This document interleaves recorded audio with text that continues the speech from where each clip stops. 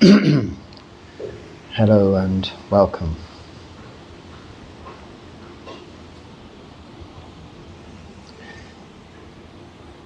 It's been so nice and peaceful, quiet here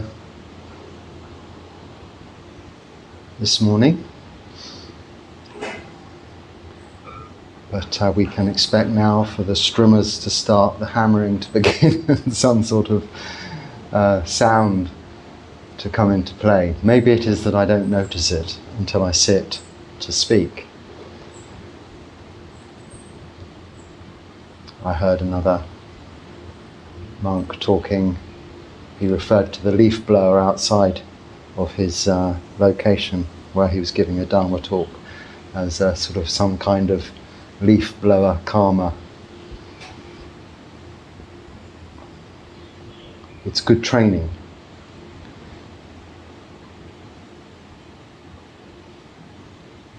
And on that note, how is your practice going? Now, I'm not expecting you to answer that, but to ask yourself, how is my practice going? And by practice, I don't mean some ethereal, magical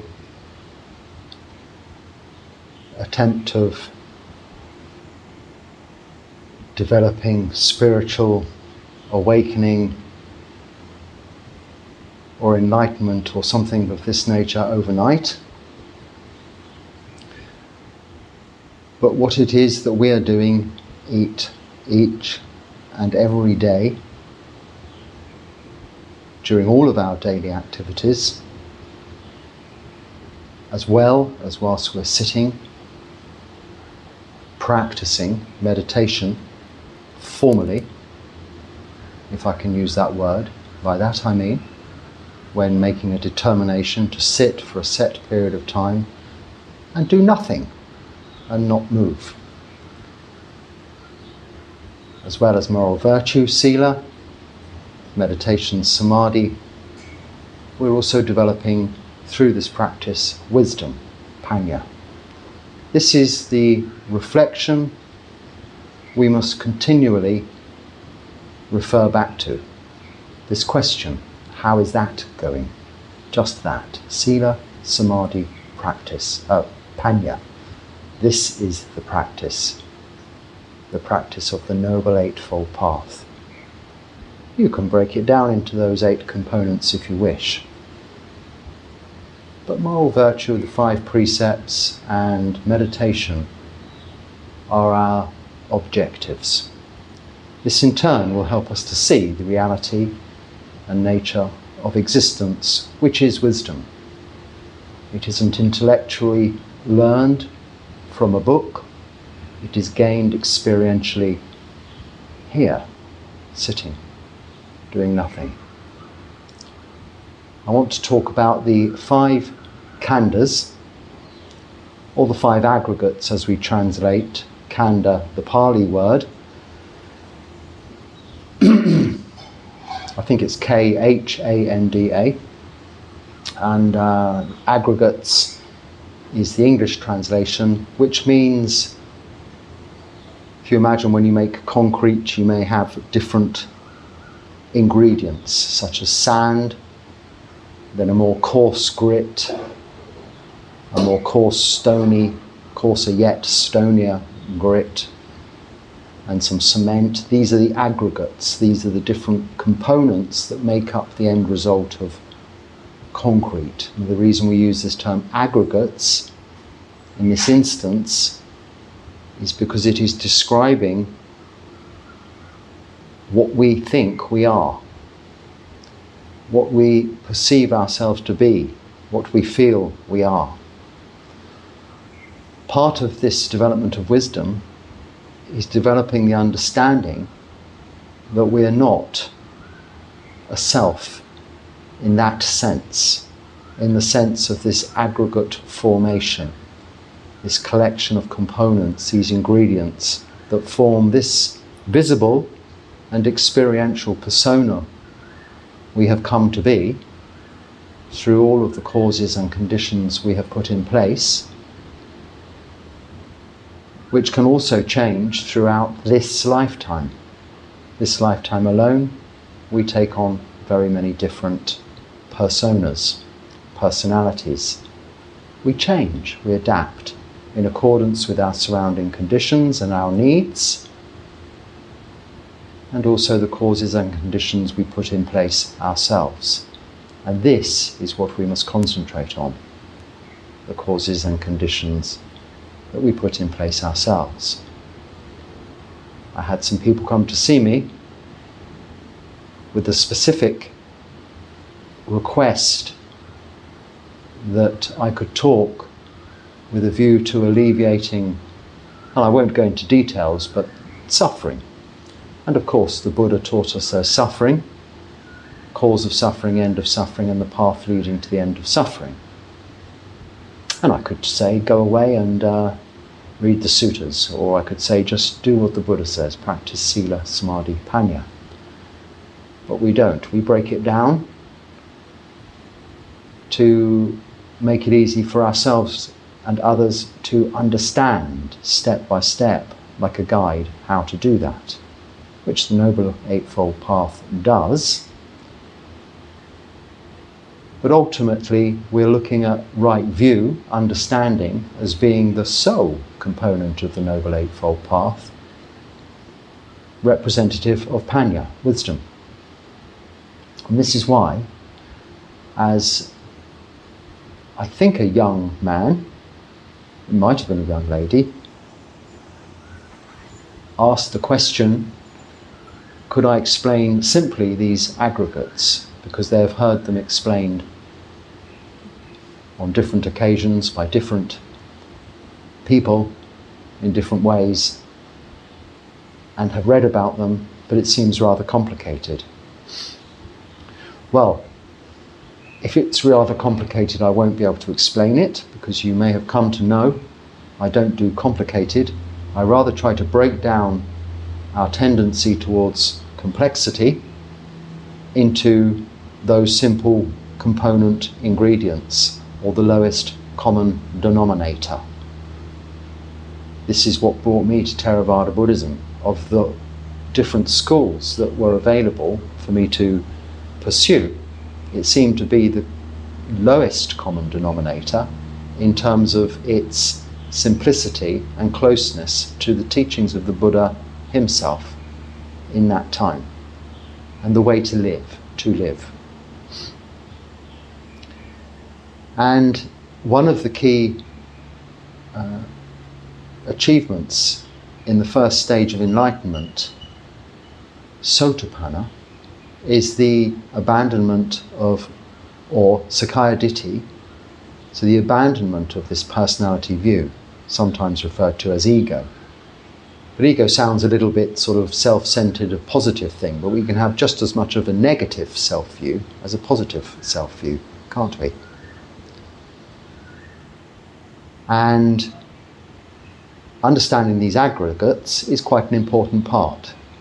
So a good question or topic for us to discuss and hopefully make sense of, if I can, unplanned again, but in my simple way. Now the moment, my most bothersome thing, I have this wounds on my ankles that aren't healing very well. They're getting there with some medication and some attentive treatment by the sister in the village and my accompanying chaperone taking me there every few days to redress them.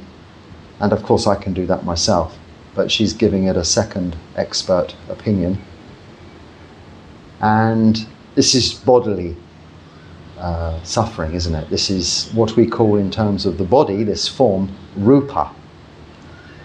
You'll also hear me refer to this behind me, the Buddha image, as a rupa, Buddha rupa. It means physical form. And this is the first of those 5 aggregates, rupa, form. And it refers to that. But it goes a little further.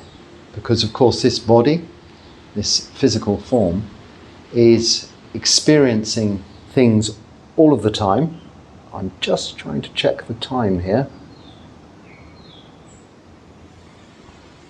How can I do that? Easily. Yes, it's okay. Please excuse me. If I don't check the time from time to time, this might go on. Because I'm not answering questions, I can lose track. So, this rupa, this form, whether it's pleasure or pain, it is experiential. But it is that of the body, and or this form, the body, we call rupa with regards to these 5 aggregates. And then we have these Pali words. I'll go through them first with the English, and then we'll break them down. And it won't take long, so this isn't going to be a long, boring explanation. I'm not really capable, hopefully, of those. Rupa is the first, body or form. Vedana is sensation.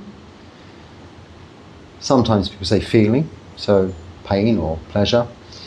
Sanya is perception, so how we perceive, so from our point of view, so you see, some people may find something pleasurable, others may find the same thing painful, and vice versa. So perception's important. Sanya. Sankhara is everything, actually. It means everything. All things are sankhara. They are formations. Formations of these aggregates, if you like, to make a self. But mainly, in this sense, are referring to mental formations. So what we perceive, see with our eyes, through cognition, we give it a name. We create it, we make it something. It is in fact just the elements of its components that make it up, but we call it a table, a cup, a chair, the floor, because this is how we've learned to describe what it is we're seeing and how we've come to know it. And finally, vijnana, consciousness. Now this leads me on to something else, because vijnana is often considered as consciousness, and when one refers to conscious awareness or the knower, it is often thought that this is it. This is as far as it goes. Vijnana is consciousness, and that is it. But you may have heard me mention the word citta previously, another Pali word, to mean mind, as opposed to nama, which is another word that represents mind. But one has to not get too bound up in the translation into our own language of these words, but to consider the very fact there are 3 very different Pali words the Buddha uses to describe these aspects of our thinking brain and of our existence, and what all this is about. So this is what, when we're reflecting on our practice, we need to also eventually be able to delve deeply and understand what it is we're gaining from this practice is the not only knowledge but the knowing of how what we perceive to be us is made up. Not to diminish its value or to break it up, to annihilate it, but to better understand it as the vehicle we are in, to use and enjoy, benefit from pleasure, understand pain, learn from pain, learn from loss, and develop wholesome states of mind, a form of unconditioned satisfaction or contentment that one cannot find in conditioned things, but can be found elsewhere. This is the insight, wisdom we are developing, we call panya. Now this can be broken down and read about in the third of the Tripitaka, the Buddhist scriptures, the Abhidharma, in great detail. But it's actually so much more simple than that, which came later, because we're really looking at these 5 aggregates which make up something we call Nāmarūpa. So Rupa, of course, is the beginning, Rupa, form of the 5 aggregates. The body, which is inclusive of seeing, hearing, smelling, tasting and touching, giving us all of these sensory inputs through the windows of seeing and hearing, smelling, tasting, touching, that form, or our sankhara, so mental formations, as a result of Vedana, the sensations we receive of what we see or what we hear, how we then perceive those, sanya. So Vedana is the feeling that's generated, for instance, when we see something beautiful, we feel good. When we see something repulsive and ugly, we don't feel so good. We want to go towards, or we want to go away. This is as a result of having sanya, a perception, with sankhara formulating what it is, the information that we're receiving, and through vijnana, consciousness, being awake, being mindful, sati, we are able to be fully aware and take the appropriate action. Understand the sankhara, the mental formations we're having, and be able to interpret, and through practice and training, make educated, wise decisions and take action that is wholesome or skillful rather than unskillful. But this is all within the overall umbrella of Nāmarūpa. Now, the biggest problem I'm having at the moment here, apart from the continual dampness, which is why I'm having difficulty getting these little wounds to heal, is these flies. Now, nothing tropical at all. Not the poisonous snakes or the poisonous spiders or all manner of other tropical animals wandering around here.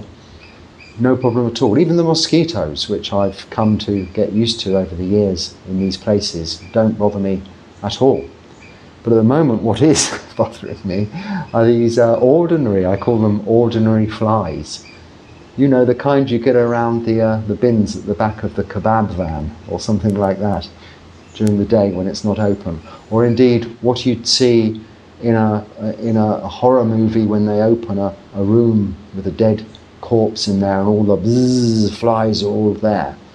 But in this case, I am the corpse. My body is the attraction to the flies. I think they would be here anyway. But this mental formation, sankhara, of mine, is such that my perception of flies, sanya, is giving me this aversion, this vedana, this feeling of not liking or equating with the whole nature of flies not being good. Quite rightly so, because it's the reason my little wounds won't heal is because of originally them being uncovered, because I thought it would be better for them to dry out. They're only little insect bites, nothing serious. Was a mistake because, of course, these flies go in there, and I've become so used to ignoring them that these little flies can go in there, and I've seen extreme situations whereby they can lay their eggs even and the maggots come out, which is much what they do with a rotting corpse. Now, I don't say these things to be off-putting or shocking or anything like that, but it's to convey the actual reality of this rupa, this human body and human nature. It's not even a subha practice, which is the unattractive nature of things, but it is an understanding of the truth, the reality of how these bodies work. So in some circumstances it is important and it is advisable to take action. This is what I mean by skillful or unskillful. To sit here with open wounds and allow the flies to lay their eggs and grow their larvae, their maggots in your body, would be irresponsible and foolish. And the Buddha teaches us to be kind to ourselves first and foremost, and to look after these bodies. It is important. So this is why I go to the sister, the nurse, to have them looked after and take the appropriate medication. Now, of course, the form of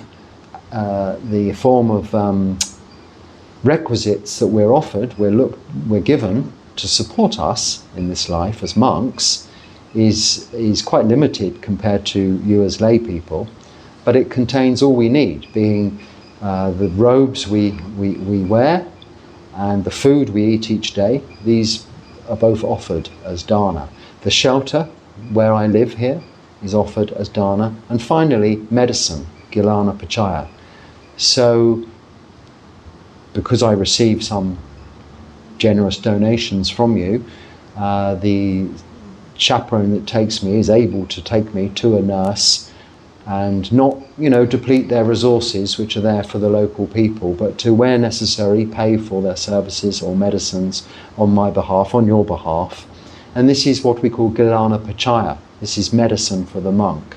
Now, the simplest form of this the Buddha described was indeed urine, and many people have written in and said, you need to use fresh urine.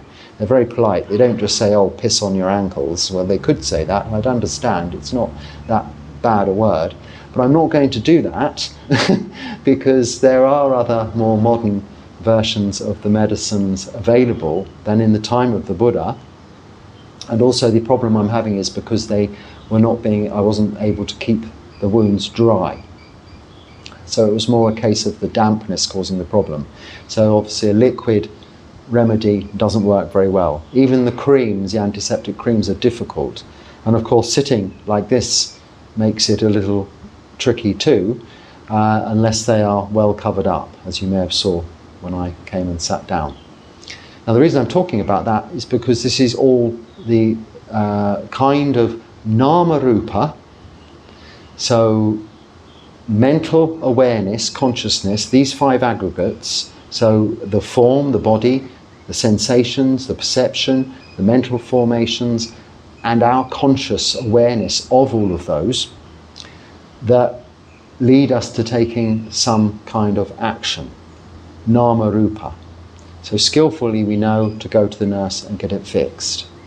Now another story, but a while back when I was with my teacher in India, we had many, I went, I think, travelling with him, and we had many, celebrations or occasions to go to, where there were very many people there.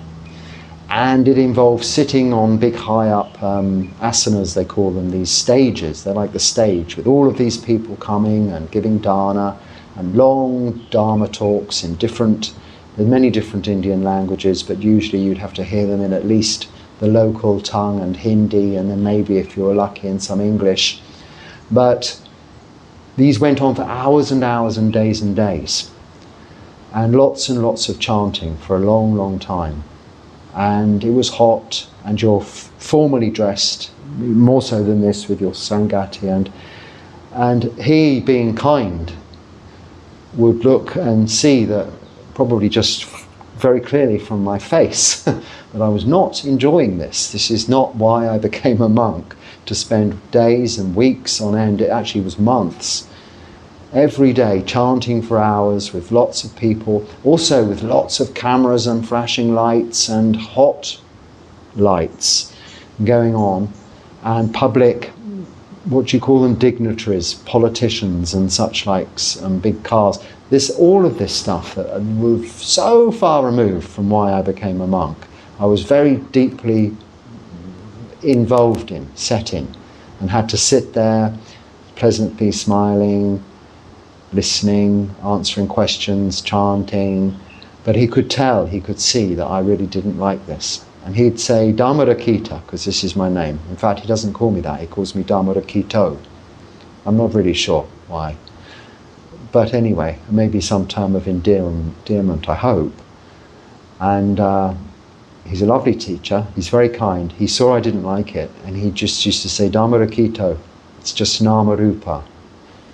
So I'd sit there saying, Nāmarūpa, Nāmarūpa. You know, this is just the body and mind, body and mind. But at that time, I was confused. I was thinking Nama. Now, Nama is mind. Pali is word for mind, if you look it up in the dictionary. And my idea of mind is like Citta. And I'm thinking, this Citta, my Citta, doesn't want to be here. It knows I'm not liking this. So this reminding myself of Nāmarūpa was confusing me, until I realized quite soon that what he was referring to was the 5 aggregates. So Nama is the mind content of the 5 aggregates. Rupa is the physical bodily content of the 5 aggregates.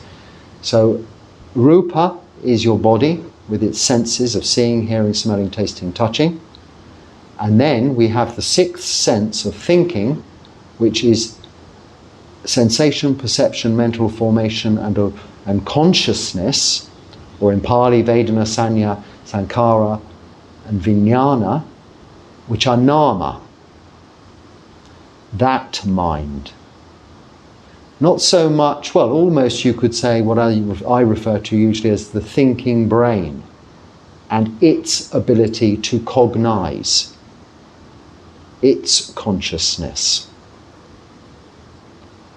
Whereas separately from that is what we call the Citta. So people say, well, that's just knowing, so it must be Vijnana. No, it isn't. Vijnana is the aggregate content of consciousness as contained in Nama, the aggregate formation of mind. Then some might say, well, in that case, Citta is the same as Nama, the mind. No, because Nama includes Sankhara. The Citta is unconditioned, albeit it is a sense of awareness. It isn't awareness dependent on seeing, hearing, smelling, tasting, touching, and there our cognition, our perception, our mental formations, therefore judgments, opinions, views, liking or disliking of those, but something else that simply knows. So let's say when you're either sitting, standing, walking, or lying down, your body has feeling, sensation, Vedana. And that perception, Sanya, leads us to the formation, Sankhara, and knowledge that we are either lying, standing, walking or sitting in this bodily posture, this position. And our conscious awareness, our consciousness, Vijnana, is continually monitoring this. And especially noticing change of posture, change of temperature, change of sensation. When the light goes off, you notice it more than whilst it's on. The sound of a unit, an air conditioner or a refrigerator, when its thermostat cuts in, you only notice it when it switches off. This is consciousness, this is awareness. Now, as a result of these causes and conditions, these surrounding influences, these sensations and these sankhara, these mental formations, you will develop mental emotions, bodily feelings. The two go hand in hand, are somewhat linked. Most mental emotions have a corresponding bodily feeling, and vice versa. Whether you're feeling happy or whether you're feeling sad, you know you're feeling happy. But what knows you're feeling happy isn't happy. And what knows you're feeling sad isn't sad. That is the citta. The formation of sadness is coming from the nama aspect, the mind or the thinking brain aggregates, the four outside of rupa. So when my teacher was telling me to just think Nāmarūpa Dhammarakkhita, he was saying just think mind and body, or body and mind. It's just the body and mind sitting here. You're not having to worry about that. You're doing good by sitting here. Therefore you're creating good karma. Ultimately, your actions are skillful. Many people are benefiting from you sitting here, your presence and your chanting and your attentiveness. Even if you're not enjoying it personally, that doesn't matter. That is Nāmarūpa that is not enjoying it. What is benefiting, however, is the citta. This heart-mind, this indescribable, unlocational, without location mind that, being unconditioned, cannot be properly, correctly, accurately described. It isn't a conditioned thing.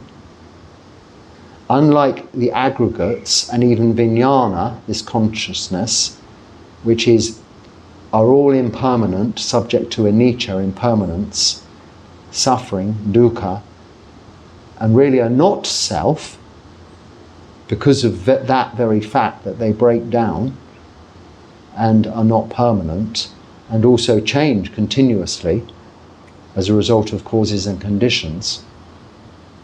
Because of that, they're not what we are. What we are is just that which knows. Not direct consciousness as in this thinking brain's understanding of the circumstances we're in, but that which develops with the practice, the qualities that create the results of what we do. We call karma vipaka, the results of karma. Karma is just actions of body, speech and mind. Vipaka is the results. Now, if we're just doing good in our practice, so the people who came to ask me about how they could feel better, for one reason or another, I said you need to practice sila, samadhi, panya. And of course, yes, they always say yes, they do that.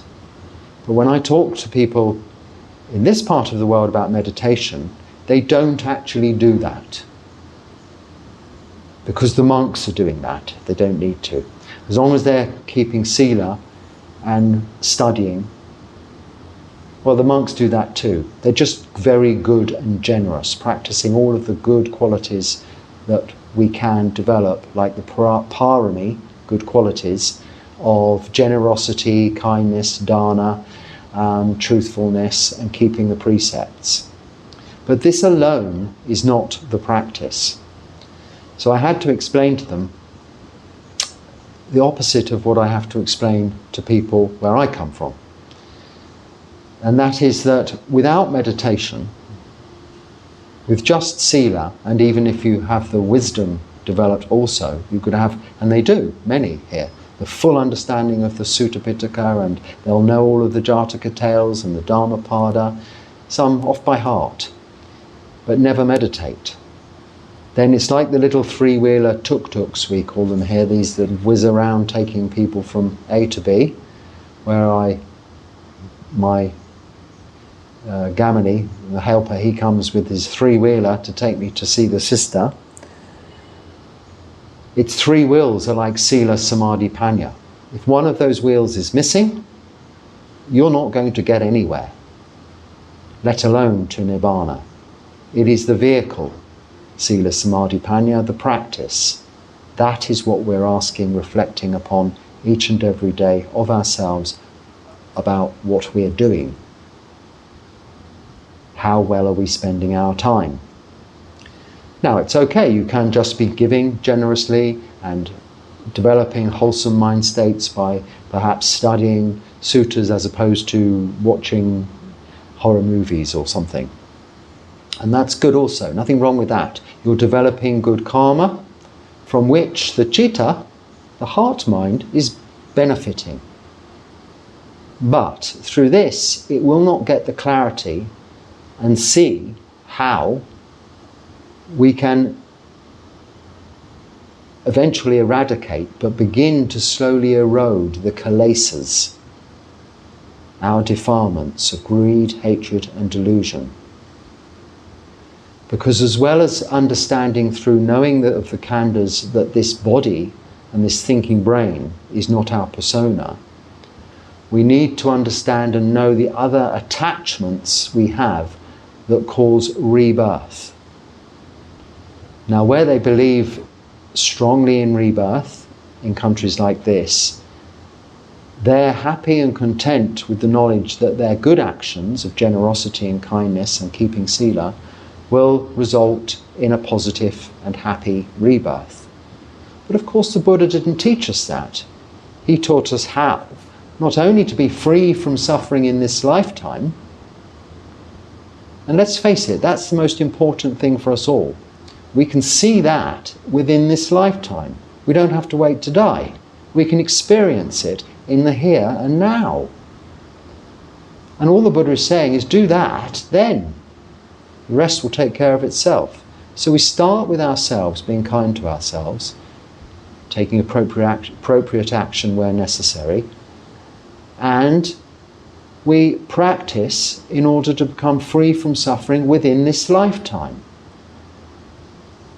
Not to try and just help everybody else at our own sacrifice, because as generous as that is, you can only do it for so long until you're unable to help anyone.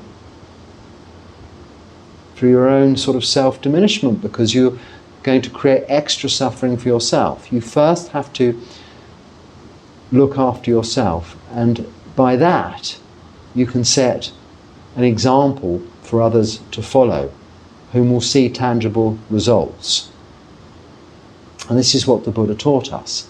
So when you miss one of the aspects of practice, one of moral virtue, meditation and wisdom, you take out meditation, then you're not going to be free from rebirth, or indeed necessarily even free from suffering in this lifetime.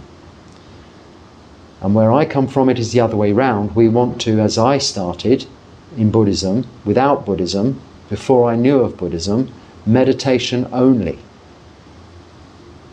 But without the foundations of sila, to build a firm and grounded basis for that meditation,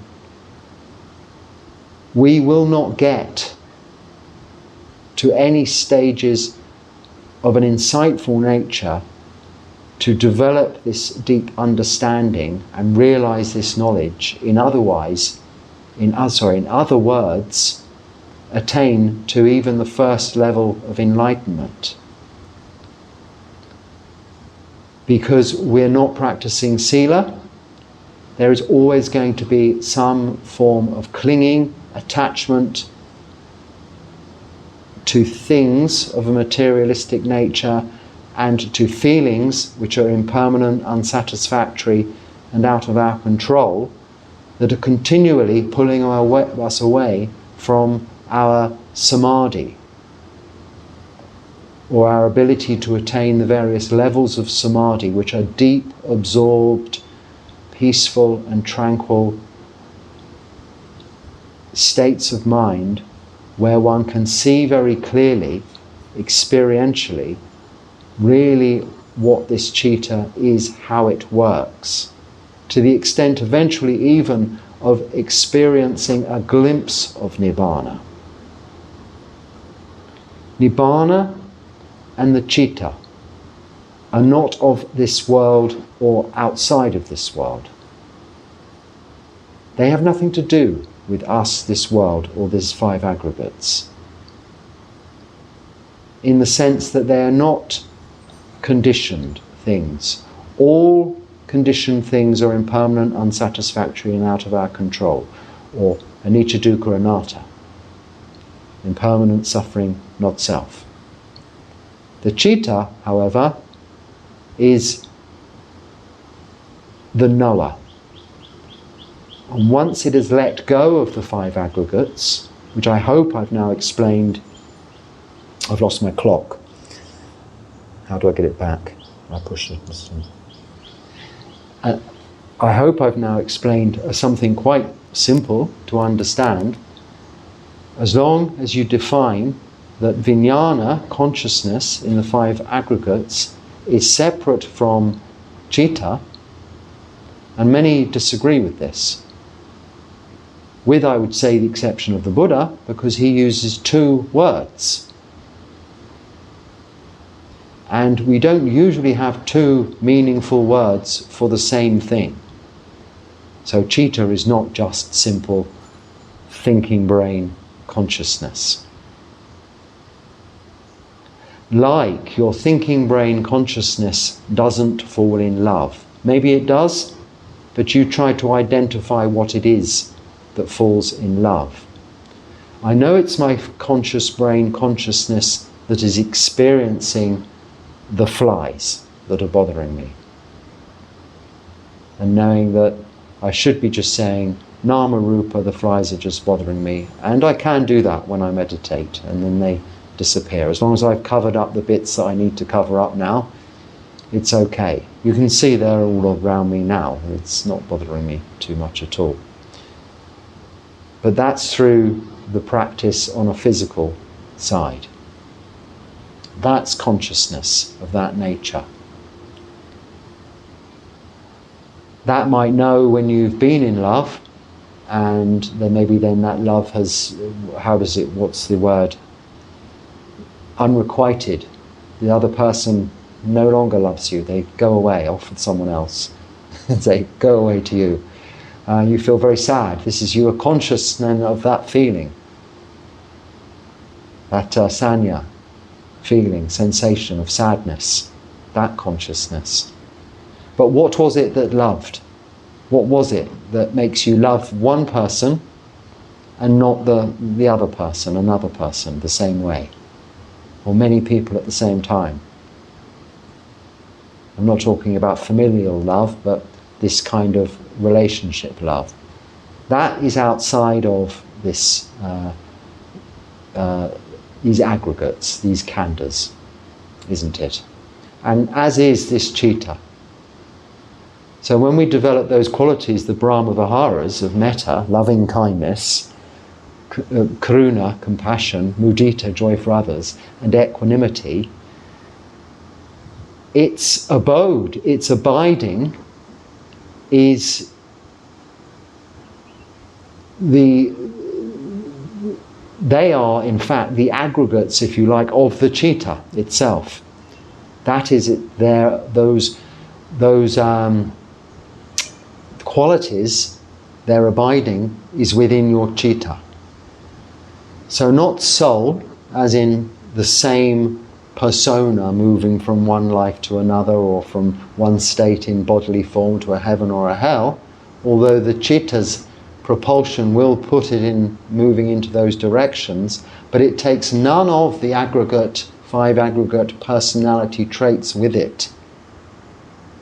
It's only influenced in terms of its direction, as to whether it goes in a heavenly or hell-like direction, a positive or a negative direction, as a result of your actions, the causes and conditions you put in place for it, and whether it's reborn or not. So it is something quite separate. So we can call the aggregates, the five aggregates, Nāmarūpa, And as long as we're being careful, we can say with all things like the flies that bother you, ultimately with practice, just Nāmarūpa, Nāmarūpa, because they're not going to kill you, they're not biting, they're not hurting. Even the mosquitoes are not really doing you any damage as long as you're sure there's no dengue or malaria. You can allow them to take a little blood and you can meditate through. So I tried to explain that meditation is a very important part of the practice, and by this they will not only develop the wholesome states of mind that they can experience within these aggregate forms, but they're actually developing these qualities within the citta to, yes, move them onto a happy rebirth. But reinforcing the idea is not for rebirth, but to be free from samsara, free from suffering in this lifetime and no more rebirth. Now it's the other way round when talking to people from where I come from, whom I had to convince myself that it was important that sila, without that foundation to meditation, was as important as the meditation itself. To some extent that's much easier way to do it, because you've already put in the effort and the work to sit, have the posture and do the work, the meditation. And then the precepts are really quite, I won't say easy to keep, but they are, aren't they? You just don't kill, steal, sexual misconduct, lie or take intoxicants as a layperson. Most of us can do that and know it is good to behave well like that. So it isn't a problem. And if it's only just a case of doing that, our meditation will go way beyond what we ever could have expected, then we're going to give it a try. So it's a little bit easier. Now, the other way around, convincing people to actually spend time meditating when their conditioning or their background, their cultural experience is such that that's for other people to do, and we just have to be kind and keep sila, they prefer to continue doing that.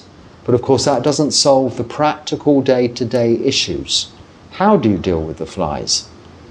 Well, I think if you're not a meditator and you came and sat in this room for a good part of the day, it's not all of the time, it's separate parts of the day, you might be up and about, running around, jumping up and down, going a little bit crazy because of the flies. Whereas if you're a meditator and you come and sit here, you'll sit and you'll be, oh well, Nāmarūpa, it's just flies.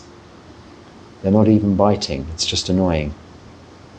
And like that. Equanimity is already there. It's been established through the practice of meditation. So who's suffering most? The person who's jumping around or the person who just sits there? The flies are quick. They get you however high or fast you jump or run. So you just sit there and wait for it to pass. That's developed in meditation. So this is what I hope to gain, or hope to people to benefit from talking to me that come to see me here locally. The opportunity, they find the opportunity to practice even just the short 15-minute meditation I do with people in the morning, every day. Now, I did miss a couple of days just recently because of this problem with my ankles, and the weather was so bad outside, everything was wet and I couldn't keep my ankles dry and sit correctly for my morning puja. And I thought, on the advice of the doctor, she said I should keep them straight and dry and up a little bit. I wanted to be sensible and give that a chance. So being kind to myself first. Now I'm, from this morning and continuing now, will be every morning there'll be that little 15 minutes meditation. So if you're here in Sri Lanka and you don't meditate, please join me at 6 a.m. every day for that. Or meditate on those which are there on YouTube anyway, any other time. Even for that short time, it's enough.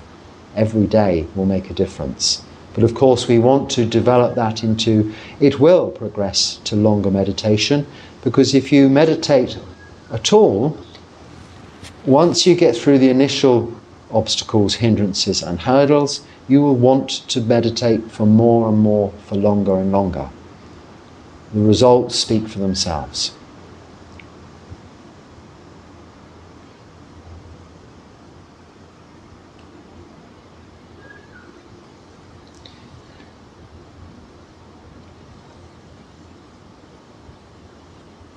So we're developing sila, we're practicing sila, samadhi, panya. This is moral virtue, meditation, wisdom, to eradicate the kilesas, the defilements of greed, hatred and delusion. And one sure way to eradicate greed, hatred and delusion is knowing anicca, dukkha, anatta, impermanence, suffering and unsatisfactoriness. Impermanence, unsatisfactoriness and things being out of our control, or impermanence, suffering and not self. This full understanding of that is wisdom to see clearly. The Pali word for seeing clearly is actually a vipassana. See clearly these aggregates are what make up this so-called persona or self. Thing we call self is purely made up of these ingredients. These ingredients of the body, this bodily form, and then feelings and sensation, perception, our mental formations, and consciousness of all that from the thinking brain. Outside of that is the mind, we could call it, the citta, the knower, that we'll eventually be able to let go of all of those aggregates and in its own unconditioned state abide in nibbana.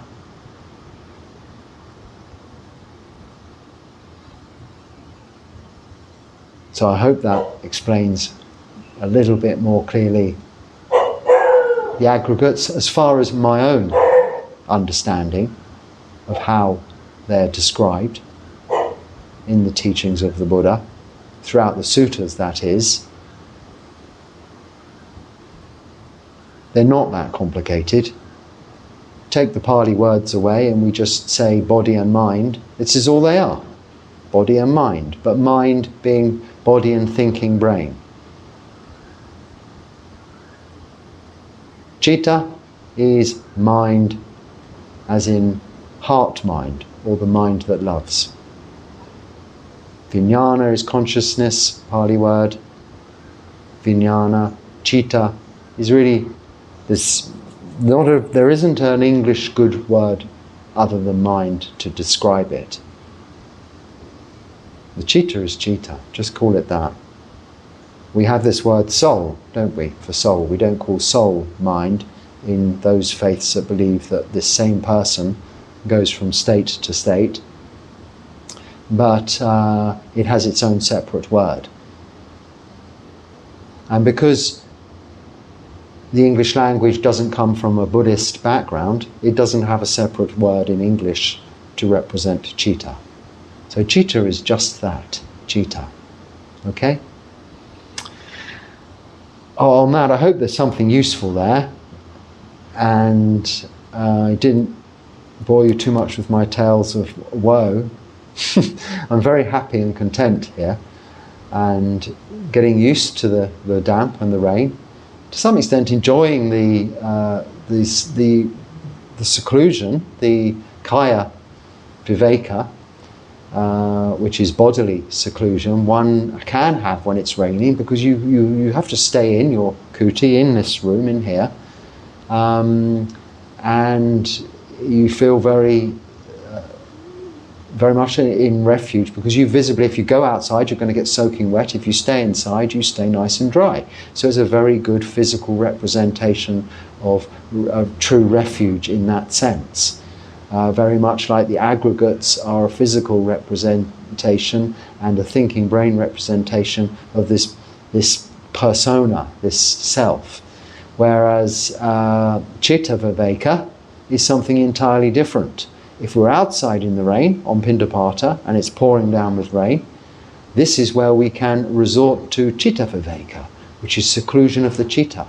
Because whatever the Nāmarūpa is experiencing, the Citta is just knowing that. It's knowing that we don't like it, or it's knowing that we like it. But it isn't affected by it. It is only affected by our actions. So it is our actions that we're responsible for and that we reflect upon each and every day. And when we're not keeping sila, then we adjust accordingly. Don't punish ourselves, just adjust a little accordingly. If we're not meditating, then we meditate. If we're not meditating at all, then we meditate a little bit. If we're meditating some, we meditate some more. And this in turn will develop its own understanding we call wisdom. So on that note, I shall leave you. Hopefully there's something useful there you can use and maybe share. Until next time, thank you for watching. Be happy and stay well. Sukhi Hotu. I see there's a fly on the camera. I'm not sure whether that might have affected things. Actually, there are many.